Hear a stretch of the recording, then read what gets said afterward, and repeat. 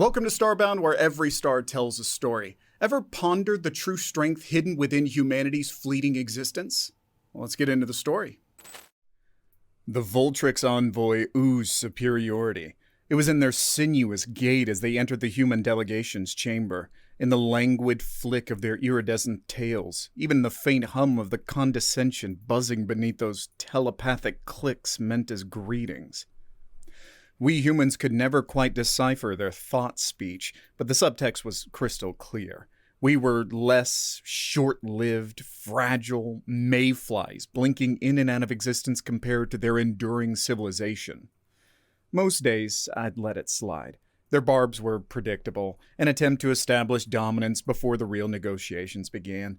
We usually countered with some good-natured boasting about human ingenuity, adaptability, the works. But today was different. Today, my blood simmered. "Ambassador Richards," hissed Voltrix Prime, the nearest thing to a name we could manage for their liquid, shifting thought forms. "Splendid to see you. And might I inquire," a pause pregnant with amusement, "who is this delightful child?" Every human eye in the chamber swiveled to me. I straightened my uniform, immaculate, metals gleaming despite their age. Then I strolled, no doddering for this old man, towards the Voltrix delegation with the cocky grin that always got under their skin. "Prime," I retorted, voice strong, "this child is older than your most ancient philosopher's stones." Their clicking faltered, an abrupt silence in the telepathic buzz. Aha, now I had the upper hand. While Voltrix boasted lifespans of millennia, humans were relative youngsters. Most of us barely made a century before old age crept in, our bodies frail echoes of our former selves. Yet even the wizened elders of my kind looked positively youthful compared to these languid aliens. "Ambassador," I continued, savoring the way their multifaceted eyes twitched, "this is Gramps." I placed a hand on my chest, swelling with pride that still crackled through my veins after all these decades. The oldest human alive. A collective ripple of disbelief washed through the Voltrix. It echoed in the frantic clicking of their thought speech as those shimmering eyes focused on me, not with pity as I'd seen before, but with a hint of unease. I couldn't blame them. The concept of extended human life was practically an oxymoron to most species. But while some might have seen the lines on my face as marks of age, the Voltrix could undoubtedly sense the sheer vitality coursing through me. This can't be," Prime finally sputtered, their voice vibrating with a mix of disbelief and distaste. "Humans are ephemeral. Your bodies are ill-equipped." "For long life? Maybe." I shrugged, cutting them off and enjoying their discomposure a little too much. But then, Voltrix Prime, we humans weren't designed to linger. Our bodies might be fragile, aye, but they're fueled by something you lot find perplexing. Spirit. "Spirit," one of the envoys scoffed, a low rasping sound in human ears. "Quaint." My smile widened, the lines around my eyes deepening into canyons. "Perhaps. But you see, Prime, we burn bright.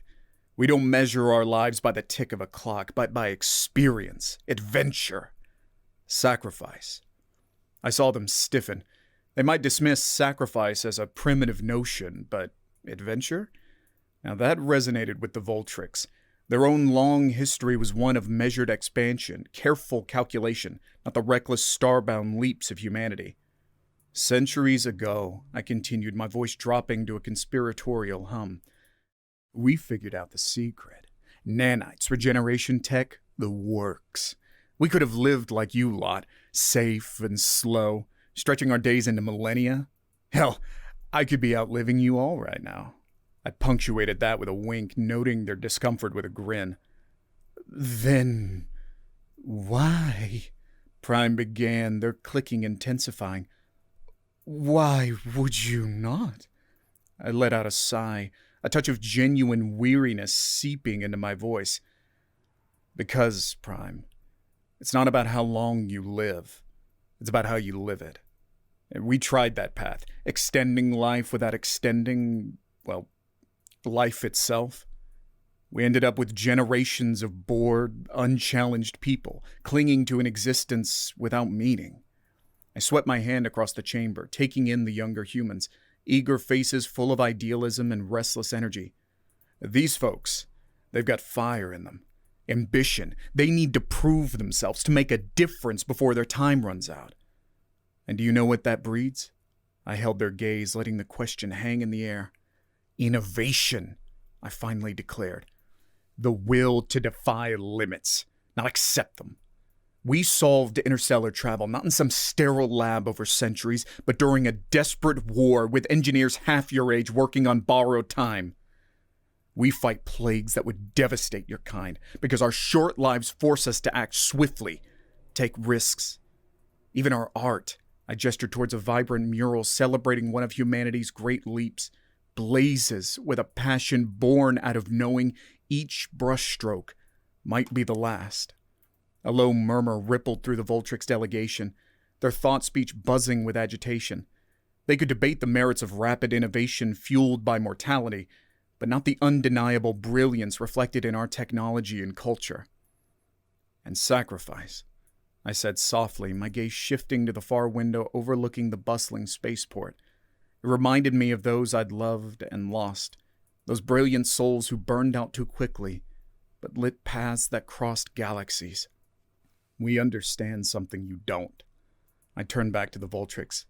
Each day matters when you know they're few.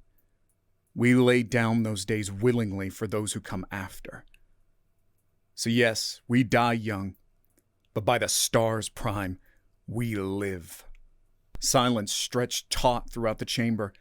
I'd never laid our philosophy so bare to an alien race. The Voltrix had an unerring instinct for exploiting weakness, but this was more of a personal revelation than a sign of vulnerability. I watched carefully as Prime's iridescent forms shimmered with subtle shifts of color, their thought forms swirling in complex patterns. Finally, the delegation leader clicked, a brittle sound against the strained quiet. Ambassador Gramps.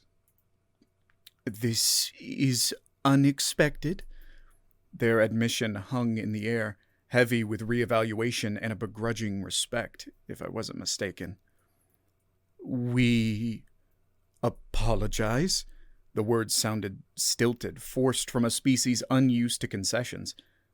Our remarks were born out of ignorance, it seems. I let a breath ease from my lungs. Perhaps this wouldn't spark intergalactic understanding overnight, but a seed was planted.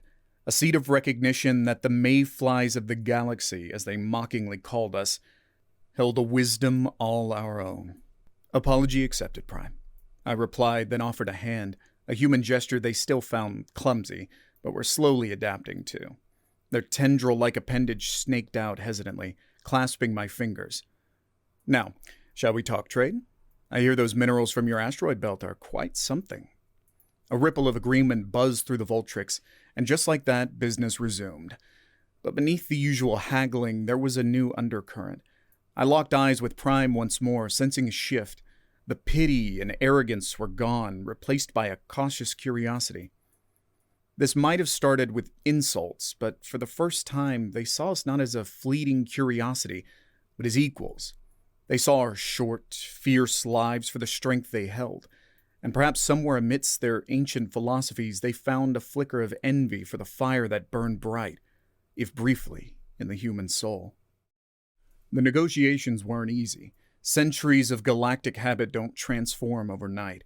The Voltrix had a way of slipping back into their old patterns, patronizing tongues, an assumption that the humans would be desperate for any deal. Yet every time I felt a weight lift from my shoulders, there was a newfound steel in the backs of our diplomats, a subtle shift in how they held themselves. It took days of wrangling before the treaty was finalized, a testament to the yawning cultural gaps we still needed to bridge. Yet, in my moments of respite, the whispers were true. I was treated with a reverence I hadn't known before. No longer was I simply the curious geriatric, but Gramps, a living bridge between humanity's bold present and its hidden past. Young technicians, usually too engrossed in their own projects, would pause outside my quarters, offering me the curious, half-heroic glances the youth reserved for their idols. Even the Voltrix, despite their outward stoicism, would direct fleeting nods my way, their thought-speech buzzing with an approximation of respect. It was a strange burden, this new role. I was more symbol than man now, an artifact of those early tumultuous centuries full of war and breakthrough and wild acts of heroism. There were days when I'd stare into the mirror, almost a stranger to the face reflected there. I looked 20 thanks to the miracles of rejuvenation, yet there were lifetimes written in my eyes. "Gramps?" My door chimed, the voice hesitant. I turned to find Ensign Mara, one of the brighter cadets assigned to the negotiation team. She stood on my doorstep, twisting her fingers and averting her gaze. A familiar knot of nerves I hadn't felt in a long time stirred in my gut. "Come in," I beckoned, my tone grandfatherly. Ensign Mara entered warily, as though treading upon hallowed ground. The awe so clear in her posture made me chuckle, loosening the tension in the room. "What brings you here?" I asked, motioning towards the Spartan armchair facing mine. I wanted to ask," she stammered, her cheeks flushing under the weight of the question that held centuries of yearning. "About those days, before we had the tech, before the treaties. What was it like?" I eased into my chair, the familiar pang of nostalgia bittersweet in my chest. This is why I agreed to all this. This Gramps persona. Not for the Voltrix's belated regard, but for the moments like this. A chance to pass down the flame, to ensure those who came after understood the desperate struggles that forged their comfortable present. "It was messy, Mara." I began, the words spilling out like old confessions. "Chaotic. We were scrambling, always one step behind, making things up as we went along. Wars, plagues, whole planets winking out under alien invasions. But damn if it wasn't glorious, too." Her eyes grew wide, the hunger for those ancient tales all too evident. The youth, born into an era of relative galactic stability, often had trouble imagining the chaos humanity had endured. "We fought," I said, my voice growing deeper, echoing battles fought on starship bridges and in the muddy trenches of forgotten colonies. "We schemed, took wild gambles, dared to dream of the impossible. Every day was a roll of the dice, every sunrise a victory in itself." Mara leaned forward, the tales of heroes and harrowing escapes pulling her in. I told her of broken-down mechs piloted by engineers turned soldiers, of asteroid miners jury-rigging their ships to take down alien cruisers, stories of ordinary folk rising to protect their homes with a ferocity that startled even the oldest races. As I recounted the sagas, her eyes shone with a fervor that I hadn't seen in her generation. Her people knew resilience, understood hardship, but there was a romanticism in the tales I told, a raw courage born of desperation. I could see the change in her demeanor, the spark that ignited deep within her. "But you see, Mara," my voice softened as the weight of centuries settled upon me again. "That's the thing about desperation. It's a potent force, but unstable. We were teetering on the brink of annihilation. Had we not found a way to extend life, to build stability, well, you might not be here listening to an old man ramble." She nodded slowly, taking it in. This was something the history feeds lacked, the brutal truth beneath the heroic glass. It was never a choice between long lives and meaningful ones. A touch of wistfulness seeped into my words. Our scientists, those brilliant souls burning so bright, they toiled day and night seeking solutions, not just to extend life, but to make those extra years worth living. I gestured around the Spartan quarters. Do I miss luxury? Creature comforts? Of course, but compared to witnessing humanity rise from the ashes, to feeling that unity, that shared purpose, I shook my head. There's no pleasure, no lifespan long enough that compares to that. We sat in silence for a while, her processing the lessons, me lost in the labyrinth of my own memories. The galaxy outside was orderly now, Alliances formed, trade routes stable. It was a good life, a safe one, but the fire crackled a little lower. I couldn't deny it. "Thank you, Gramps," Mara finally spoke, breaking the quiet. I needed to hear this." She rose, a new determination in her posture. With a final nod, she turned to leave, and just as she reached the door, she paused. "You know," she said, grinning over her shoulder, "it ain't so bad, being a mayfly." I watched her go, the echo of her laughter bringing a genuine smile to my lips. Youthful bravado tinged with the deeper understanding gained that afternoon. In many ways, Mara and her generation were my legacy, the embodiment of all humanity had built. As the door slid shut, I turned towards my window. The spaceport hummed with activity below, shuttles taking off, cargo vessels being loaded, a testament to the stability we had fought for. It was easy to succumb to a touch of melancholy, to yearn for the thrill of those uncertain days. Yet gazing upon the testament to human resilience, a different pride replaced the wistfulness. I was Gramps, yes, an echo of the past, a symbol. But the true fire of humanity burned not in one old man, but out there, in the bustle of everyday life, in the engineers who pushed boundaries, the diplomats who forged connections, in the countless ordinary people who dared, each in their own small way, to make a difference. The negotiations wrapped up days later, the treaty a minor victory in the grand scheme of the galaxy. Yet as I watched the Voltrix delegation depart, their clicking less condescending, their forms held a tad straighter, I felt a deeper sense of accomplishment. We got the resources we needed, the alliance we sought, but more importantly, they saw us with new eyes. Those ephemeral mayflies had earned their respect. My work wasn't done, though. In the weeks to follow, I made an effort to be more present, to share those stories with the young folk. There were fireside chats in the recreation zones, history lessons crackling with more immediacy than their textbooks held, even the odd bout of sparring, just to show them that this old body still had a few surprises. It was tiring at times, to relive the losses alongside the victories, yet watching those faces light up with understanding, with renewed respect for what it meant to be human, now that made it worth it. I was no starry-eyed admiral, no brilliant inventor, but I was Gramps, the keeper of the flame, the reminder that even in an age of peace and long life, the human spirit would always dare to burn a little brighter. Years turned into decades. I saw cadets become commanders, diplomats rise to interstellar prominence. The fire I'd stoked burned within them as they shaped the galaxy in their own ways. There were moments of quiet pride, a new technology inspired by an old war story, a peace brokered with tactics learned in the trenches of my memory. And there were days of quiet sorrow, as those I'd known faded, succumbing to time even as my rejuvenated body held strong. But Gramps remained, no longer just a man, but a legend whispered through the halls of starships. A cautionary tale of the path not taken, a constant reminder that even in the age of advanced technology, the true strength of humanity lay in something far less tangible. Occasionally, a new alien race would enter the galactic scene, drawn to the stability we exuded. I'd be trotted out, the token ancient human, a curiosity for the diplomats to behold. They'd listen politely as I recounted the old tales, marveling at our spirit, puzzled by our choices. And always before departing, they'd ask the inevitable question. Why? With the ability to extend your lives, why do you choose to live in such haste? My answer never varied, but my understanding of it deepened with every passing century.